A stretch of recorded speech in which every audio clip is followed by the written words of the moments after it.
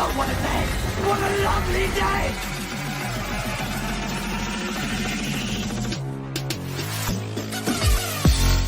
Welcome to Flat Earth Debate Live. I'm your host Nathan Oakley, and if you are new to this channel, or you've not done so already, then be sure to subscribe, hit the bell notification icon and join button if you'd like to become a Nathan Oakley 1980 channel member and keep up to date with the Flat Earth Debate. If you would like to support the channel, there is a super chat that runs alongside each of these shows while they are live. There's also a PayPal, Patreon and crypto link in the info box below the video. Most importantly, if you'd like to join the discussion, excuse me, if you'd like to join the discussion, simply mute the page you are currently watching, then click the link in the info box below this video to join the panel and express your views on the nature of Earth. If you do join, please don't swear. If you do, you'll be ejected. And if you are, please don't try to rejoin the stream using stock accounts. You'll be warmly welcome back on the next stream. Please also share the show on social media. Sharing the show obviously increases the live audience, but this in turn increases the chances of a more diverse panel. So please share the show on Facebook and Twitter. One last time, if you're new to the channel or you've not done so already, then be sure to subscribe, hit the bell notification icon and join button to keep up to date with the Flat Earth Debate. Now we are joined by Neil, 10th Man. We've got Flatsoid, Chocolate Saying, I think that's Brian's Logic, and a whole bunch of people in Discord. So welcome, one and all. Good. Hello, hello. I'm doing well. Good morning. Good afternoon. Hello, that's a nice start to the show. Excellent stuff. Any evidence of a physical geometric sphere edge horizon, formerly known as Earth curvature? Not even from a ruined reference frames. Thank you, Simon and Dan. Too soon. And if we've got Simon Dan to thank for the lack of geometric physical sphere edge horizon, although I'm sure he has covered that subject at some stage. No, Simon Dan's more to do with the next question. Any evidence of axial rotation of the Earth-based variety? Thank you, Simon and Dan. Right. Yeah, there's a claim that there's 15 degrees an hour deviation as Earth turns underneath stuff that's not attached, like footballs and bullets and such like. However, when we push this question on a funder who actually claims it, they'll tell us all about how there isn't drift at 15 degrees an hour, the very thing that's supposed to claim the proof of an Earth that's turning. So we've got this situation where they argue against this 15 degrees an hour deviation. Thanks to Netflix, most people are, on a general level, aware that we're supposed to have 15 degrees an hour drift as Earth turns underneath. And yet someone like Simon Dan comes along from the globe side, the only people making this claim with reference frames, and says, quote, "You and your reference frames are ruined." So thanks, Simon Dan. Ooh. They seem to be arguing against themselves a lot lately. Yeah, it's great. The model leaves them no choice. Chocolate, what model? They still haven't presented a model. Yeah, that too. It's a stage progression for the people who watch this show, at least. They understand now, we're at the stage that people appreciate that you've got to get your opponent to actually commit to a position. What are you actually claiming? Well, now we're at the point where they are so used to us pinning them down on what they're actually claiming that they're even refusing to claim it, right? Or doing the opposite, like Simon Dan, and debunking their own claim, telling us how there is no drift when there's supposed to be 15 degrees an hour of it. Things like that. There was one time on 24/7 where the guy, we asked him to produce the model, and he was like, how am I going to produce a bunch of concepts? What? He actually admitted to what the model is, a reification of these concepts. Yeah, you can't just take a load of graphs that you say prove the Earth's a sphere, or use Google Earth when it's got no drop. You know, you've got no proof, no model, no nothing. You've got very little on the heliocentric side. You think you've got everything, but it's just a load of empty boxes with nothing in them. Any evidence of the distance to the sun? Nope. It's over there. I can't determine the angular. Or wait, But- I can't. But You guys. but Owen, if the sun is here by me, why is it there by you? I don't know. I can't really determine where it is or what size it is anyway. So, but I see Is there some. more? So is there more than one now? I don't know if there is one. I just know I'm seeing something. I love the childlike wonderment persistent in Arwen's pattern. voice when he doesn't know something. I don't know. He sounds like my daughter when I ask her, what shoes do you want to wear? I don't know. I honestly don't know. It's so exciting. Okay. Something to add on that. I can stare into the sun. I know there's a certain amount of glare, but I actually can look past that in the morning time and the evening time without having to block the glare with my hands. Even with using my hands, I can't look at the sun around around 12:30, 1 o'clock in the day. At around midday, I can't look at the sun. But yet I can look at it in the morning and in the evening time with just my eyes, and no need to block it with the glare. So technically, I'm in Ireland, right? So if you were thinking about the rotation of a globe out to where Ireland is, which is 52 degrees north, which is pretty north, then that would mean that my, let's say, closeness to the sun would have changed by a certain amount. But you know what I mean? How much would it have changed in those between 9:30 in the morning and 12:30 in the day? You got to give it time to start getting charged up, right? Talking about an intangible object. I know your point, Brian, but talking about intangible objects here. Yeah, well, I suppose I can't. It doesn't give it a distance, but it doesn't give it a distance, but it definitely gives it a difference during the day, a visual difference. Thank you for stating the bleeding obvious. All right. Moving on. Any scientific evidence of gravity? Ooh, I have a great question as a rebuttal. What's the speed of a gravitational wave? I like your other question better. Is it a wave? That's a good question, but can you ask your regular Einsteinian mechanics field equation based question, please? Well, it is based on the Einstein gravity based.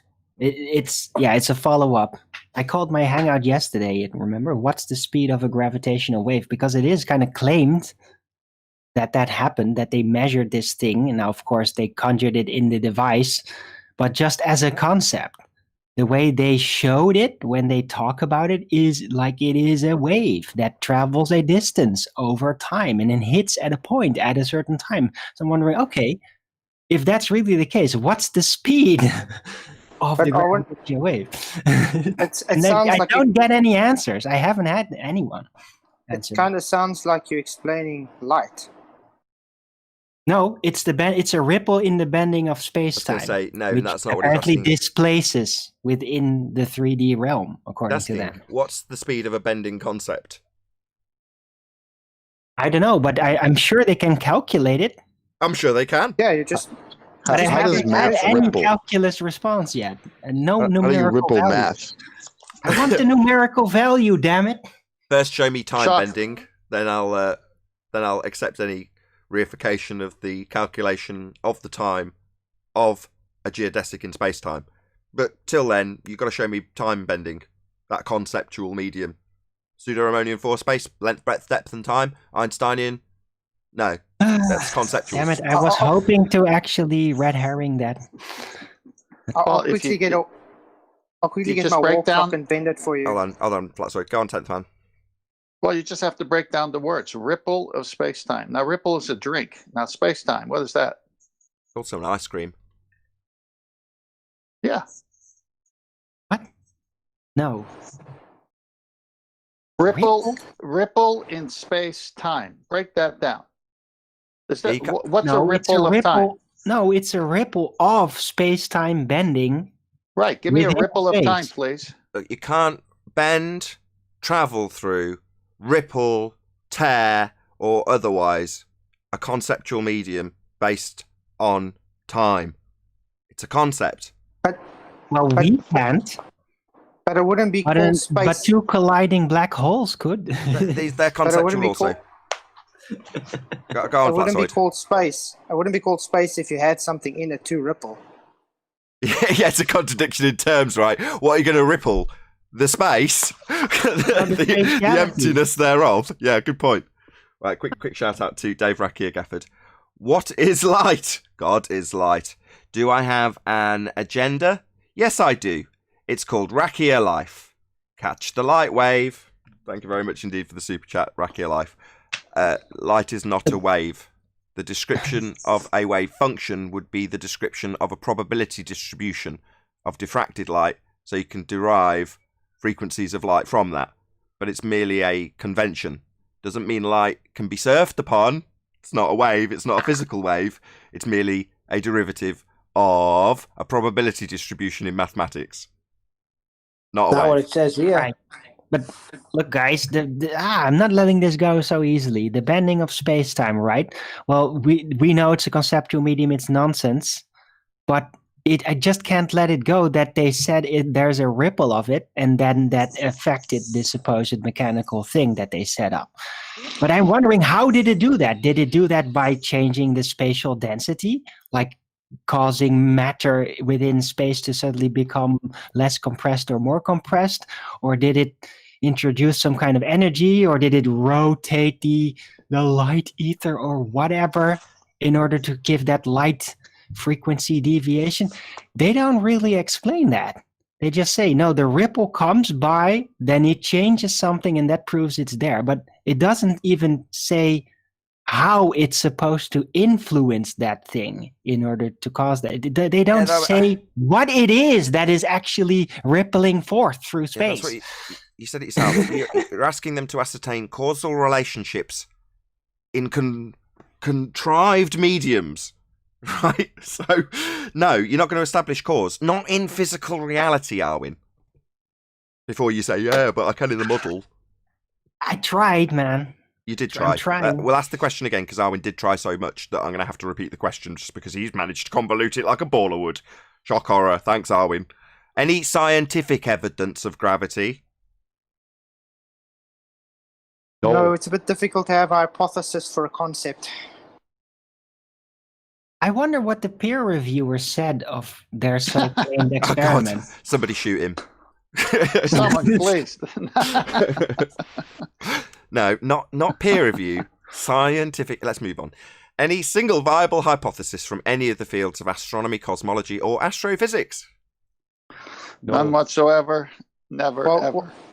Well, Neil deGrasse Tyson says a ball moves under the Earth, so that must be scientific. No, that's not a valid hypothesis with an independent and a dependent variable and a null. No, sorry. But he kicked the ball. Okay. Well then screw science. If he kicked the ball. Flat side, you and your reference frames have been. Is ball kicking a natural phenomena? Do we ever see animals kicking other animals in the balls in nature? Oh, in blood top form. Well, actually, in the global reality, that's how it works.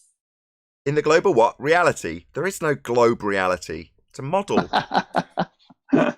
What model? Yeah, good point. Well, touche. A bunch of concepts. Right, any evidence of talking of concepts, any evidence of a self-perpetuating molten iron core at the centre of a presupposed spherical Earth? Oh. Every time you say that, I just think of a huge explosion. Think of yummy toffee rebels. Yum, yum, yum. Earthquakes. Nothing to do with molten iron core. Well, people do seem to think so. That's fine by me. They're just idiots. Not a thing to do with their rhetoric of a sphere Earth. I had a guy Elf saying could volcanoes cause again. it. They have to have a radius value first. But for tectonic well, Arvin, plates, how would hold you on. explain it? Hold on. Maybe there's a connection there. Brian, are you saying they need a radius for tectonic activity, which is what they claim is the cause of earthquakes? No, I mean for a molten iron core, they'd have to have an actual radius value. Oh, absolutely. At the centre of a presupposed spherical Earth. That goes without saying that they're going to beg the question. Any evidence that you can have gas pressure, that would be the yummy, yummy gas pressure we've all got moving in and out of our lungs currently, without the necessary antecedent of a container to press upon? For all the fundies that think the sky is a vacuum, that would be a space for the gas to fill. Has anyone after Billy Blue Balls tried to demonstrate this claim afterwards? Yes, yes. A guy called Thunderfoot Clown. He took some solid bonded bouncy balls and poured them into a fish tank and asserted that gas go down, go boom boom, like his solid bonded bouncy balls. Now this guy's claimed to be a PhD. He's actually a complete clown, because that's not gas behaviour. It doesn't have a single downward vector, as asserted with gravity, that there is no scientific evidence for. Gas expands in all directions, all vectors, not down, go boom boom like bouncy balls. Yeah, Thunderfoot Nathan, clown. He was trying to get you to visualize it, Nathan. Visualize gas with all vectors moving at high speed in all directions by pouring gas with a single vector down, go boom boom. Yes. Oh, he's just a clown then. Well, maybe he was trying to conceptualize that if the Earth cannot be in a container, then every segment of air should function like its own separate container. And then he thought, oh, wait, balls, balls are usually hollow, filled with air. So if I just imagine everything to be these balls of air stacked on top one another, yeah, they'll go down, go boom, boom. Hey, see, Thunderfoot, there's someone here to try and mop up your mess. He's not doing a very good job for you, but he's trying. Not really, it's But still Owen didn't ridiculous. use a I'm fish just tank, trying it could be to a container. follow his train of thought originally. Or maybe he was just really short-sighted and dumb. I don't know, but it could be either. Well, he's doubled down on it, Arwin, so But a fish short-sighted and tank, isn't dumb. that a container? He's short-sighted and dumb. He thinks gas go down, go boom boom. He's doubled down on it. He thinks gravity gives Really? gas a downward vector. He's still doubling down on that? Yeah, he's doubled down on that, yeah. Oh my god. That's not going to change. He's just going to move on and try and ignore it. Like Simon Dan. Maybe his fans aren't telling him like Simon Dan fans are telling Simon Dan. Just ignore it, Dan. Just ignore it. Okay, it's his life. Yeah, precisely. We're more than happy to use and abuse these guys' name as hostile witnesses. Wonderful. We love a hostile witness. Simon Dan, the flat earther, debunking Earth turn. Thunderfoot Clown debunking the vacuum of space and gravity. Epic. Epic fails. Any evidence of the I'd say that. Go on, Brian. I'd just like to say, sorry, Nathan, about Blue Marble Science when he did those two tests with demonstrations within the pipes. He actually definitely proved the relative density equilibrium of gases within gases. Or the thing itself, he proved it. As he showed there was a difference in pressure. Yeah, he showed a gas pressure differential, or AKA, gas pressure gradient. That's correct. When people ask me, well, how can you have a gas pressure gradient in a container? Here you go, hillbilly blue balls. Blue Marble Science. He's got a gas pressure gradient. It's going to eventually fill the availability of volume because there's a hole in his container. That'll be his pipe. There's a hole at the top of it. So like a tyre with a slow puncture, eventually the gas will fill the space. It's called entropy. It's proportional to time. Nevertheless, his container he was using to demonstrate gas pressure without a container had a hole in it. And inside it, it had a gradient. Kudos! Gas pressure gradient in a container. Still going to succumb to entropy. It's just proportional to time. The gas will fill the space. He was pumping in a more dense gas into the bottom of it than what was already in it. There was already the gas of air, which is carbon dioxide, argon, oxygen, and nitrogen in it. And he pumped in a more dense gas into it. He created a gas a pressure differential, but he also showed that the more dense gas was less likely to rise. Yeah, they focused more on how long it took for the gas to leave. That you got the time wrong. You said within 2 or 3 hours, and it stood there a lot longer. So they thought they had a victory because of that. So it's proving that entropy is still absolutely, unequivocally proportional to time. So gas is being described adequately with the second law of thermodynamics when it describes the gas filling the space. But because they've slowed it down and put a tiny little hole in a very big container, they think that that's debunking entropy. Now, the gas will still fill the space. It's natural law. Nevertheless, he's still got a container. In fact, he's got two. He brings the butane in a container and transfers it into a different container and goes, voila, gas pressure without a container. Look into my eyes. Don't look around the eyes. Don't look at the container. Would you expect him to bring it in his hands with no container? Yeah, just bring it in a little bubble without any containment. The gas that likes to expand in all directions. No, that's not going to happen. Moving on. Any evidence of the R value, Earth radius?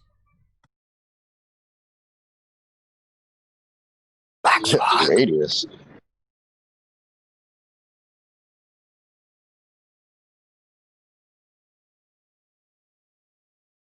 Nope. Come on, no Globers in Discord got a radius? Come on. Say it isn't so. At best, we've just disproven it. That's it. Yeah. Unless Radius. someone else wants to come in and tell us how they got their radius as a straw man. That'd be cool. That was very sensible, Arwen. Yes, correct, Chocolate. Feel free to come in and debunk your assumed thoughts that we are asserting we should have radius. Come and debunk that. That concludes housekeeping. Epic.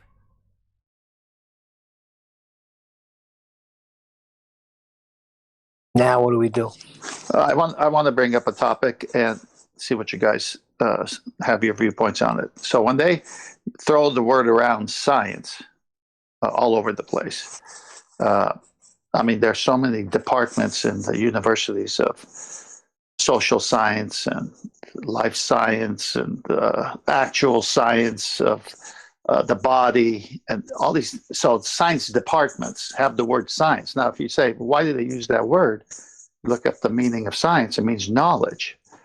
So when we are saying science, we're talking about the scientific method, particularly here, which is the way you find cause of an effect. So just because someone uses science doesn't mean what we mean. So can we just talk about that and the differences? Yeah, natural science, physics. That's all encompassing. You can have various aspects of biology covered in that, still covering natural phenomena. That's natural science. Cause and effect reasoning based on phenomena. So can medicine be science? Yeah. Scurvy? Well, what's causing that? Well, you can science it. Let's see if we can figure out the cause, vary and manipulate what we assume causes the effect. If it causes the effect, you've established it as the cause. If you validate it, if you don't, you validate the null. Varied it, didn't cause the effect, validated the null. At the end of every single scientific experiment, you've proven something. You've either proven your alternative hypothesis, that would be your assumed cause of the effect, or your null hypothesis, the antithesis of that which you assume caused the effect, instead of if A then B, if A, not B. So you vary and manipulate that which you think causes the effect, and it doesn't cause it. You prove your null. So the point of science is to prove things. In the case of scurvy, the lack of vitamin C has been proven scientifically to be the cause of scurvy, validated with science. That would be hypothesis-driven, systematic experimentation to prove the cause of an effect. That's still natural science. The fact that it's to do with a human condition is irrelevant. It's a naturally occurring phenomena. It occurs in nature. And you can figure the cause out with science. Yep. That's natural science. Physics. The physical. Dealing with the physical. Yeah, that's why I'm not real fan. I'm not a real fan when they come to observational sciences. Because it's not really observational. It's not sciences. Observational science is Observational science is pseudoscience. You're not varying something by watching something just occur. You've got to actually take control of it as a researcher and vary it. So to be an independent variable, you've got to follow 3 criteria. 1, it's got to be your presumed cause of the effect. 2, it's got to be real. No varying and manipulating subconscious thoughts or the pseudo-Ramonian force space. So it's got to be your presumed cause of the effect. It's got to be real, and it's got to be capable of being varied and manipulated by you, the researcher.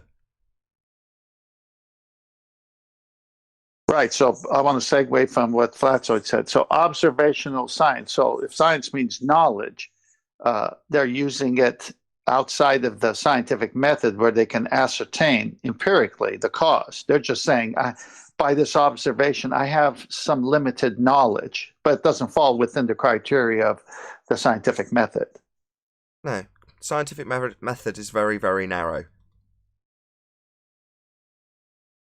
So ballers, when you come here, make sure you frame your question on science the proper way. If it's just knowledge from observation versus the narrow empirical method called the scientific method. Yeah. All they ever do is take an observation and affirm the consequent with it or beg the question with it. That's all they ever do. And they call that science. Absolutely outrageous. It's been done all over the place. You've just listed a whole detailed list of departments and universities that claim to be science and aren't. It listed off a whole bunch of pseudosciences. Yeah. Yeah, Chocolate, what does Michio Kaku say?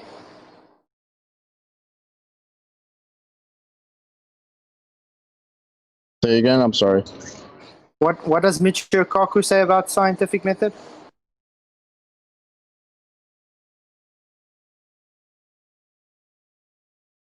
Seat of the pants. Nobody he knows in his field uses the scientific method. It's all seat of the pants. It's leaps of logic. It's guesswork. Michio Kaku. Very much.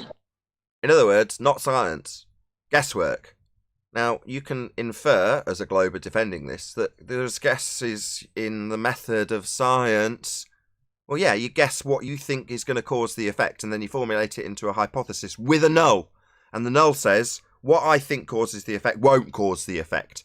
And one or other will be validated at the end of the method. That's why it's an empirical method. And for that very reason, people love to use the words of science. Oh, well, this is my hypothesis. This is my theory. No, it isn't. They just use the colloquial meaning if you try and hold them to task. Oh, well, I only meant colloquially. I only meant a general idea that I've got about things. That's my theory. Oh, right. Well, why are you talking about it under the banner of science, implying that you've got systematic experimentation to give you a scientific theory, Mr. Scientist with your name tag and white coat? You're implying science, but using colloquial terms that mean nothing. Your theory, your idea about it, who cares? Give us some validated scientific experimentation that empirically validates a cause and an effect, then I'll pay attention. Don't give me epidemiological studies. Bloody pseudoscience. Scaring the crap out of the world with pseudoscience nonsense. Well, that's why they do it, because they need validity. They need Nathan, go to Master B. I got a pick for you. They need the inference of validity. And when they have none, they hijack science to give it themselves when they don't have it. Correct. Michio Kaku. Logic and guesswork. Scientific method? ? Yeah, it doesn't have it. Got plenty of phenomena to study, but are they establishing the cause of the effect by varying that which they assume caused it? Of course they're not. They come up with a little story. Guesswork, leaps of logic, maths. Not science. They call it science, though, all day long. Well, they claim it's a higher level of science, because we're still in a Stone Age, doing cause and effect. Who says that? Certainly not people who've used science to save countless lives. No, just the people we encounter. Oh, I was told that a couple of times. The people who hijack those words to imply they're just so stories about us being on a spinning ball flying through a sky vacuum are true. So when Michio Kaku tells us all about the empty space which gas would fill, we've got to accept it because he's called science, or he's used a word like theory. No, we don't. It's just an empirical method, very narrow, for establishing cause of effect. They've got plenty of effects to study, they just never give you any science for them. Hijacking it. Well, that comes in to play with his other quote, which is usually in science, if we're off by a factor of 2 or a factor of 10, we call that horrible. We say something's wrong with the theory. We're off by a factor of 10. However, in cosmology, we're off by a factor of 10 to the 120. That is 1 with 120 zeros after it. This is the largest mismatch between theory and experiment in the history of science. Michio Kaku from The Principle. And he's asked about facing that statement, because a contrast between theory and, what did he say, experiment. Well, it's the wrong way round. You get your theory after your experiment. So phenomena, hypothesis, experiment. If validated, that's the alternative, then you can form a theory. So there's no discrepancy. If you've got a scientific theory, it's based on valid experimentation. So he's asked about face even in that statement.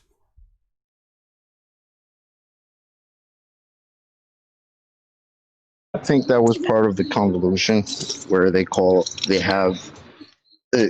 of equivocate the word theory with scientific theory, because they could have chosen to call it something else instead of just calling something established by validated experiment another theory. But I think that's part of the plan and how they wanted to kind of just, confuse it for people. Well said. Exactly correct. What that translates into, it sounds like there's a discrepancy between scientific theory and scientific experiment. Wow, what a major mess for us scientists. No, that's not what he's saying. What he's saying is this is the biggest discrepancy between empirical reality and our just so stories. So when he says there's a big discrepancy between experiment, that's systematic experimentation based on hypothesis. In physics, the physical, that's real. That's reality.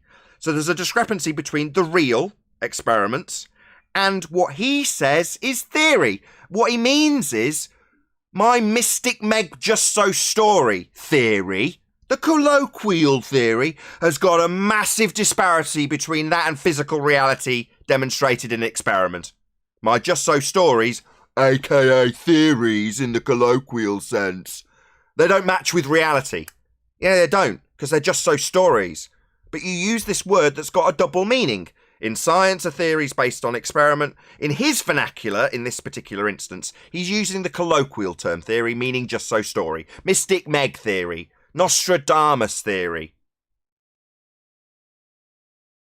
Maybe he's attempting to separate the two, because he does say in science first, and then he switches it to, however, in cosmology, that's where we're off by the factor of 1 to 120. So maybe he's kind of subtly trying to distinguish between actual science and the pseudoscience. Yeah, he's giving us a hint. His statements are contradictory, though, because that statement involves the word experiment. And the previous one which came out after that, it's not previous for him, but it's previous for this show, states that they don't use experiment. Exactly. So what experiment is he talking I got about? another one. Carry on, Brian. What experiment is he actually talking about? He's not. You're absolutely right, Brian. There's a contradiction in his terms. But as Chocolate is also correct, he's trying to subtly distinguish, saying, well, it's in cosmology. Now, in science, one thing, we've got one set of circumstances, that would be empirical. And then in my cosmology, which is pseudoscience, we've got a completely contrasting, incorrect idea that's off by magnitudes of incorrectness. That's what he's saying. So there is no experiment. You're right, Brian. I got a slide for you, Master B, Nathan. It's up. Usually in science, if we're off by a factor of 2. Yeah, I got it up. But they wouldn't be off by a factor of 2. They wouldn't be off by a factor of anything if they were doing an experiment. Exactly. Isn't that it? Precisely. You either validate your null or you validate your alternative when you perform the experiment. Assuming everything's done correctly, but that's why the method has systematic experimentation, not just one. People constantly doing it over and over and over again, making sure it's done correctly, making sure there's not any holes. Well, if you validated it with systematic experimentation, either you validate the null or you identify the actual cause of the effect. One or other will be proven at the end. So no, there's no being off by a factor. You either prove your cause or you don't. Exactly, and the ballers completely misunderstand the term systematic experimentation, because what they all do, when I say ballers, I'm including Michio Kaku here, the type of things that these people do is they'll do something that's just a begging the question fallacy. And they'll use mathematics to get back to the very place those mathematics were designed to get back to. And then 100 other people do it, and then they call it systematic experimentation. But all they're doing is making sure they're all begging the question in the same way. Yep. as long as they're all on the same page, as long as they're all adhering to how it works in the model. As long as nobody mentions that we don't actually live on the model, everyone's cushy, because they're all working within the same parameters and the same maths and the same reification. As long as we all work in the model, we're all on the same page, right? And they try that here, don't they? Well, what happens in the model? Who cares? We're not on a model. No, but you're supposed to be debunking the model. Yeah, I am. Because it doesn't work in reality. Here's how. Yeah, but you're supposed to work within the parameters of my fundamentalist religious belief, called a model. No, I don't have to do that. We work in reality here. Oh, it's another slide. It's a video. Make observations, you have a theory, you go make more observations, and it's a very, very tedious process. Wrong. Nobody that I know of in my field uses the so-called scientific method. In our field, it's by the seat of your pants. It's leaps of logic. It's guesswork. It's guesswork. It's guesswork. Yep. Indeed. Guesswork. That's what your religion's based on, globe believers. Guesswork. Pseudoscience. Just so stories. Nostradamus theories. Mystic Meg. Guesswork. Pathetic. Nathan, you'll remember for the first 2 years of this, the borders from 2015 to about 2017. I know saying this, I don't know how long everyone else was into flat out, but I know you're around since then. All the borders would always say that they tell you something that you can do and say anyone can do this. This is what they say, as if they're talking about a systematic experimentation. And it was always something that involved working within their model that's designed to get straight back to the very place that it's designed to be in. Yeah. Always. Yeah, you can do this yourself. You can go out, reify the horizon into a physical sphere edge, and then go to our maths that automatically assumes Earth is a sphere, and you can compare how much our maths that excludes perspective and calls it Earth curve says there's going to be a physical geometric sphere edge blocking the thing that you're looking at. Be it a boat that's gone over that physical edge, or otherwise, you can beg the question with our calculator. You can already assume that Earth's a sphere and compare it to a reification that excludes perspective. Here you go. And there we go. We've done it. We've compared it, and that proves we're on a sphere, because we all assumed it at the beginning of the maths. Well, look at Ed. He's wanted you to work inside the model for the past 2 days, right? Because in the model, it works. No, it doesn't. In the case of 15 degrees an hour drift as Earth turns underneath a helicopter, that would mean Earth turns under a helicopter. It doesn't work. We don't experience that which their model claims, 15 degrees an hour drift. We don't experience us watching helicopters seem to drift away at 15 degrees an hour, or our drone on the equator flying away at 1,000 miles an hour, because, oh my God, that hovering helicopter has disappeared from view because I've spun away from it, turning underneath on a second reference frame, turning at 15 degrees an hour. Nobody ever experiences that because Earth isn't turning. So it doesn't work within the model. The model claims 15 degrees an hour of drift. Why would you expect to see drift? Yeah, that's all they've got now. Reverse the burden of proof and ask me why I'd expect to see their claim we don't see in reality. Why wouldn't you expect to see in the model the drift that's supposed to be there? Yeah, we don't live on a model. We don't see anything drifting away from us at 15 degrees an hour. It's claimed it happens underneath balls and bullets. And yet we would have to experience a helicopter drifting away at 1,000 miles an hour, or a drone on the equator, because of the Earth turning underneath it. Not because it's got any accelerative forces or any momentum to conserve, because we're turning underneath it. That's the claim. We're supposed to be turning underneath stuff at 15 degrees an hour. And we're not. That's it. Thanks, Simon Dan, for bringing this all to a head. No drift. So what maths did Neil deGrasse Tyson do with a field kick if there's no spin?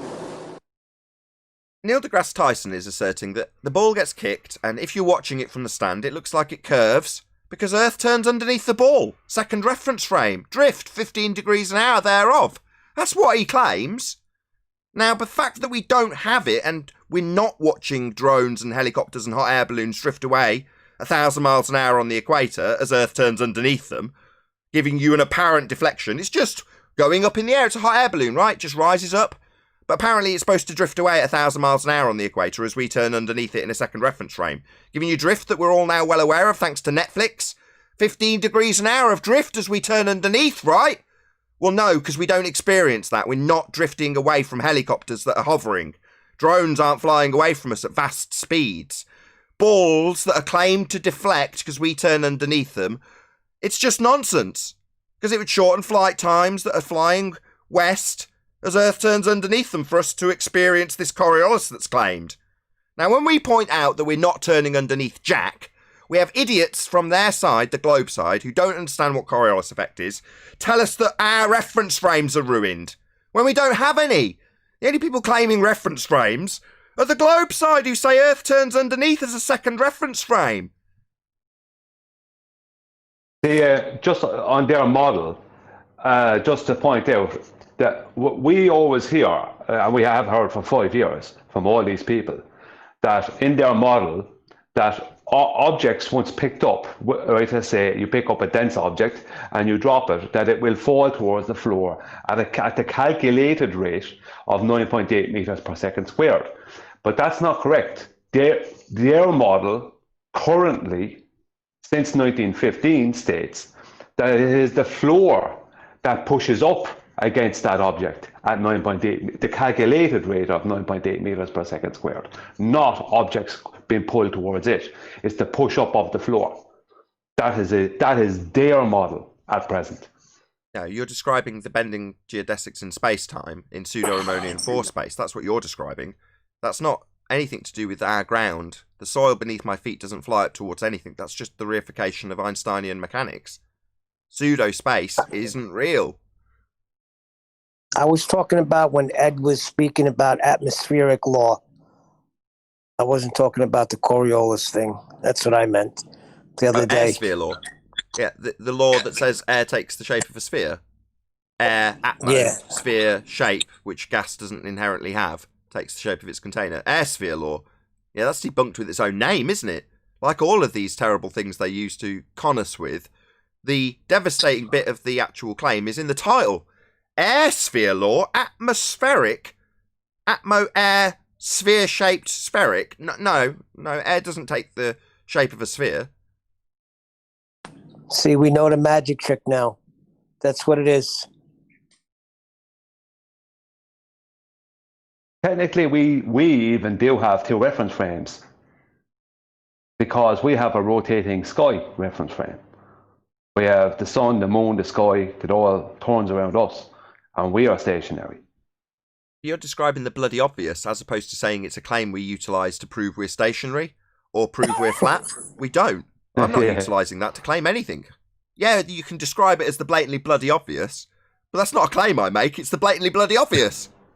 Okay. Didn't you claim that the sun can shine at the bottom of the clouds on a flat Earth? Oh, here we go. We showed that to you, Ed. Showed a demonstration No. in a garage. You didn't show anything. That's a man-made thing. Chris, You have to show it in nature. Chris Berry showed you. Oh, we do show it. Oh, right. Okay, so if I show you a picture of sunlight under the clouds, that would be proving it then, because that's showing it in nature. You're asking how that occurs. You have to demonstrate that it works on the flat Earth. Yeah, so without Chris using... Berry. And my only capability is to use the sun itself and the clouds themselves. Well, therefore, the demonstration you're asking us to describe, even though burden of proof reversal fallacy, mate, you use this sun under the clouds to claim that Earth is spinning and the sun's moving to a position that puts it under the clouds. It's your claim. Again, just another pathetic burden of proof reversal fallacy. You've had a small-scale demonstration that absolutely unequivocally proves it's capable of happening with perspective. So why are you denying that we've shown you this? And saying that because it's not natural, it's a man-made demonstration, that somehow it's not valid. Well, it's just showing you how it's possible to happen on a bigger scale, with perspective. Simple. No, that was man-made. You have to show it in nature. Yeah, why does that matter? And you have to demonstrate it. Oh, I see. So you have all to man-made demonstrate things it can be thrown while out then, the Ed. sun is not shining on the top of the clouds. Yeah, Ed, it does Did shine you hear what underneath. I said? Yeah, so what? So if it shines underneath, that proves a flat Earth then? Because it's showing it in nature then? No, because it can't shine on the top of the clouds at the same time. Sorry, you're saying we can't have light on top and bottom of clouds at the same time on a flat plane? Okay, prove it. No. That's your claim. You should know the model. That it you should works know on the flat Earth model. Prove it. You've just made a claim about the model. You did this to me, Ed. Now you're going to take it in reverse. So, you've just made a claim about the flat Earth model I don't have. Now prove it. Your claim about the model. You should know all about it. You've made a claim about it. Go. Prove it. If the sun shines on the bottom of the clouds... Not an if, not a conditional statement. Prove it. At the same not time. If. Not a conditional statement. No, Prove it. You're funny muting me. I'm saying not if. Not a conditional statement. You're going to damn well prove what you've stated about the model that you obviously know all about. You're making a claim about it. So go. Prove what you've just said is true. It can't happen on a flat plane. Prove it. So what you need to demonstrate is... No, it's your claim! You're going to demonstrate it. You're not going to give me a conditional statement and you're not going to demand I prove it. Your claim about a model I don't have, now you're going to prove it. Go! Like you demanded I did with your globe model yesterday. Go! Prove it. Your claim about a model. Go! You never showed any evidence. Now you're going to tell me what I'm not doing. You've made a claim. Yesterday you made a claim that I had to prove about your model and you put it on me, and I did. You said, well, why wouldn't we have deviation on a globe model? I said you would, 15 degrees an hour, and then you refused to answer any questions. Now it's exactly the same situation in reverse. You're claiming something shouldn't happen on a globe, on a flat model. Now you've made that claim, so you're going to prove it. Not ask me to prove it or give a conditional statement, which is what you've done. Do it again and I'll kick you out. I'm not going to do this for 2 hours. Prove your claim. Go. You said your demonstration showed your evidence, your claim. It's your claim about what something shouldn't do. Are you deaf? This is your claim. Like yesterday, I say we would have drift if Earth was spinning. You say, well, you are claiming something about a globe model. So how much drift shouldn't we have on a globe model? And I say you should, 15 degrees an hour. It's claimed Earth turns underneath helicopters. They should drift away from us, Ed. Now, you never addressed that for about a straight hour. Yes, I did. No, you didn't. You, at some stage, said they travel together. That's not 15 degrees an hour drift. So all you did was debunk 15 degrees an hour of drift. So addressing it, you said that there wasn't any drift. Debunking the claim that there is, that's supposed to prove Earth spins. So well done. You addressed it by saying there isn't any drift, like Simon Dan. No, you debunked yourself by... It's not my claim! I'm not claiming drift at 15 degrees an hour as Earth turns underneath. There's nothing for me to debunk that's my claim. It's only you who claims Earth turns underneath at 15 degrees an hour, and it doesn't, because helicopters and drone would drift away from you, and they don't. Simple. Earth's not spinning. Right, so let's get back to your video that was supposedly evidence for your claim about the sun. Who cares? You've got the sun in that inertial reference frame and Earth turning underneath it. Now, based on that claim, you're saying that Earth will turn and the sun will position itself to shine underneath the clouds. Well, that's you with a supposition that Earth is a second spinning reference frame, turning under the sun. And I'm saying, no, it isn't. Simon Dan's brought this to a head. That would mean we turned underneath helicopters at 15 degrees an hour, and we don't. Your only rebuttal was to say, well, it won't drift. Well, that's not drift. You need drift, moron. So the only way the sun can shine on the bottom of the clouds is if Earth turns underneath it. And that would mean it turns under helicopters, and it doesn't. You don't seem to be listening to me, Ed. You seem to wanting to take us into the same circle jerk as yesterday. I'm not going to do it. This claim involves Earth turning underneath at 15 degrees an hour, and it doesn't. So on the flat Earth... No, on the globe Earth, the claim is Earth turns under the sun at 15 degrees an hour. Neil deGrasse Tyson asserts that Coriolis drift as anything that leaves the non-inertial spinning reference frame at 15 degrees an hour to give you drift. That's the claim. So you're talking about lights under clouds. That's a claim that Earth turns at 15 degrees an hour underneath. That would mean we turn underneath helicopters. Same as yesterday. Your only response was to say we won't have drift. The globe claims we will. We should drift away from drones at 1,000 miles an hour on the equator, and we don't. And I'm not going to let it go. Simon Dan's done this for you, fundies. You can blame him. I'm never going to let this go. You claim Earth turns underneath. anything not attached. It doesn't. Earth isn't spinning. I like how you're running away from your man-made presentation of the sun. My man-made presentation, this is your claim about what the sun does as the Earth turns and the clouds have got the light from the sun being in a different position because of the 15 degrees an hour turn of the Earth that you claim causes this. Now, if Earth turns at 15 degrees an hour underneath as a second non-inertial spinning reference frame, then we drift away from helicopters. A helicopter would take off and it would stay relatively in the same position to that sun you're now using. And Earth would turn underneath it. That's precisely what the globe Earth claims. We turn underneath. That would mean helicopters drift away from you and drones would fly away from you at 1,000 miles an hour, not because they can fly at 1,000 miles an hour, but because the globe Earth claims we turn underneath at 15 degrees an hour. This is your claim. You don't even appreciate that when you're talking about this turn and the sun being under clouds, that's 15 degrees an hour of Earth turning underneath, and it doesn't. So you want to rant about Coriolis, or That's what this claim is! Are you so thick? Why am I even asking this question? You globe believers are so stupid, you don't even realise when you're making a Coriolis claim. You complete bonehead. This is Earth turning underneath the sun at 15 degrees an hour. This is Coriolis, you idiot. It just doesn't happen or we drift away from helicopters. And we don't. How many times is it sinking in? Did you not realise this was a Coriolis claim, you idiot? Did you not realise this was Coriolis? Sun moving because we turn underneath, 15 degrees an hour, drift. That's what you're claiming, you idiots. Did you mute Discord again? Oh, it's appeal to mute button because he's getting raped. No, mate. What's happening is I'm pointing out that this claim is a Coriolis claim. And like yesterday, if you're going to claim that we're drifting away from the sun at 15 degrees an hour because we're turning underneath it, that's a claim we turn underneath stuff. Now, do we turn underneath a helicopter, Ed? Like you're saying we turn under the sun and Neil deGrasse Tyson says we turn under a football? Is that what you're saying, Ed? We turn under the sun at 15 degrees an hour to make it go under the clouds to light them? Because that's a Coriolis claim you just didn't realise because you're stupid. Can we get back to the sun shining on the clouds? Or what, your Coriolis claim of it turning underneath at 15 degrees an hour? Well, that would mean we turned underneath helicopters, Ed. And yesterday you only told us that that wouldn't happen and we wouldn't see drift. Why are you now telling us that we're seeing the sun drift because we turned underneath it? And yet yesterday you spent a solid hour justifying no drift. There's a contradiction. Are we turning underneath at 15 degrees an hour, Ed?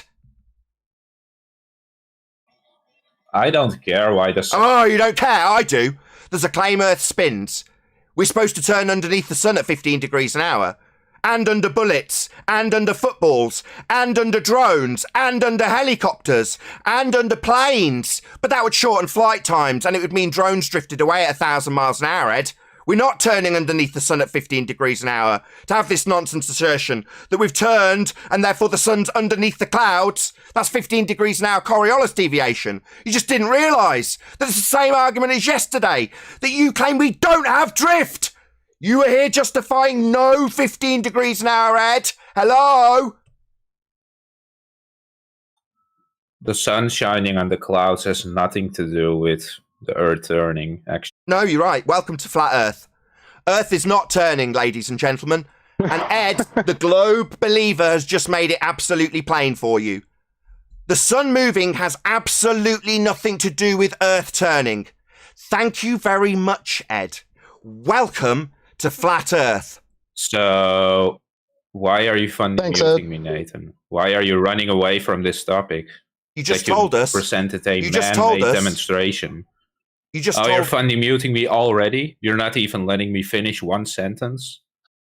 Incredible. Your tactics are garbage. Who said you can't have a man-made demonstration anyway? So he doesn't show any evidence of it happening in nature. So you've just declared, Ed, that the sun's movement has nothing to do with Earth turning underneath. That's what you've just said. Welcome to Flat Earth. Argument has nothing to do with it. It's Coriolis argument. You just didn't realise I've pummeled it. So you just made it clear to my audience that the sun's movement has nothing to do with Earth turn. I completely agree with your last statement you're now running away from. You said it's nothing to do with Earth turn. We're in agreement at last, Ed. That's not what I said. I'll have to trim it out and play it back for the lying bastard. That is precisely what you said. Well, you fundy mute me laughing at you. Yeah, Ed, you told us explicitly that it had nothing to do with Earth turning underneath, and that's the claim that's supposed to be the sun moving. It's supposed to be Earth turning underneath at 15 degrees an hour. It's a Coriolis claim, Ed. You just didn't realise. And then not realising that it was a Coriolis claim, you declared that it's not anything to do with Earth turning. I said the sun shining on the clouds has nothing to do with it. So nothing you're to do with what? me. Nothing to do with what, Ed? It's not working. Nothing to do with what? Earth turning? You're funny muting me. No, I'm asking. You're strawmanning me. No, I'm asking. Nothing to do with what? You said it. What's it? Be specific, Ed. That'll be Earth turning, right? Shining on the clouds. The argument of the sun shining on the clouds has nothing to do with the topic of Earth turning. Thank you very much. He's repeated it again. Ed declares for my public audience that Earth turn has nothing to do with the sun being positionally in a way that can shine underneath. Nothing to do with Earth having turned to move the relative position of the sun so it can shine underneath. I agree, Ed. Second time you've said it. This is nothing to do with Earth turning. That sun being under the clouds in a position where we've turned to put the sun in a position to shine underneath, as per the heliocentric claim that we have 15 degrees an hour of Earth turn that makes it look like the sun's moving when it's us turning underneath. That is absolutely a claim that the globe Earth makes. You guys think we turn underneath. Ed here, like all you globe-believing idiots, doesn't realise when he's making a Coriolis assertion and will overtly tell us that the claim he's got that the sun shining under the clouds proves the sphere Earth is nothing to do with Earth turning. Yeah, Ed, in your religion you think Earth turns at 15 degrees an hour underneath stuff. That includes the sun. That includes bullets and balls, but it would also include drones and helicopters and hot air balloons and aeroplanes, and it would shorten flight times when travelling west. A flight from Charlotte, North Carolina, instead of taking 4.5 hours when travelling to LA, would take an hour and a half because you've got 15 degrees an hour of the Earth turning underneath the plane. That simply does not happen.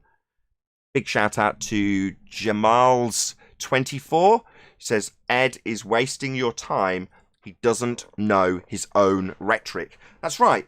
He didn't realise that when he was claiming sun shines under clouds in the heliocentric model, that's because their claim is Earth turns underneath at 15 degrees an hour, shock horror. But he didn't think it was anything to do with Earth turn. That's just a simple fact that they don't know their own rhetoric and they don't know when they're claiming Coriolis effect. Like Simon Dan, who will come along and tell you you and your reference frames are ruined.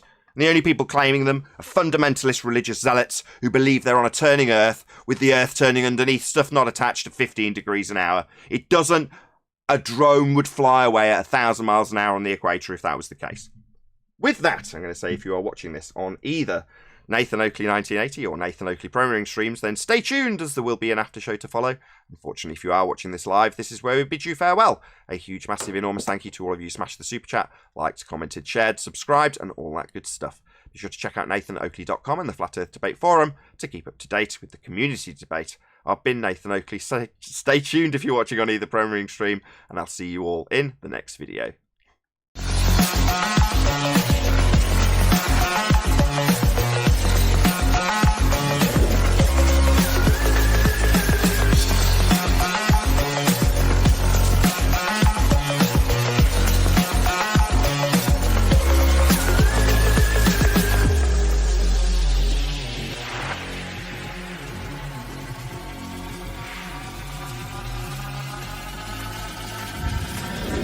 Oh, what a day! What a lovely day!